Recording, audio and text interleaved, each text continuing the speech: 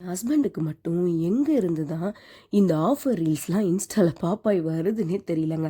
அப்படி ஏதோ ஒரு ரீலை பார்த்துட்டு ஃபேஷன் ஃபேக்ட்ரியில் ஆஃபர் போயிட்டுருக்கு, வா போய் பார்த்தே ஆகணும் அப்படின்னு சொல்லிட்டு தாங்க நாங்கள் பள்ளிக்கரணையில் இருக்கிற ஃபேஷன் ஃபேக்ட்ரி போனோம். 5000 ருபீஸ்க்கு வாங்கினா 2000 பே பண்ணால் போதுமா. அந்த 2000ம் 1000 ருபீஸ்க்கு கிஃப்ட் வச்சர், 1000 ருபீஸ்க்கு கிஃப்ட்டு அப்படின்னு சொல்லிட்டு ரிட்டர்ன் கொடுத்துருவாங்க அப்படின்னாங்க. ஃப்ரீ ஷாப்பிங் வீக் ஆஃபர் அப்படின்னு பேர் போட்டிருந்தாங்கங்க. நான் கூட நினச்சேன் இவன் மட்டும்தான் இப்படி இருக்கான் போல அப்படின்னு. ஆனால் அங்கே போய் பார்த்தா தான் தெரியுது, அவ்வளோ நிறைய பேர் இருந்தாங்க. எங்கேருந்துடா வந்தீங்க அப்படின்ற மாதிரி இருந்ததுங்க. அவ்வளோ கூட்டம். லிட்ரலி ஒரு 2 hours வெயிட் பண்ணோன்னா பார்த்துக்கோங்களேன், பில் போடுறதுக்கு வேண்டி மட்டும். பட் எனக்கு இது ஒரு மாதிரி ஸ்கேம் போல தோணுச்சு.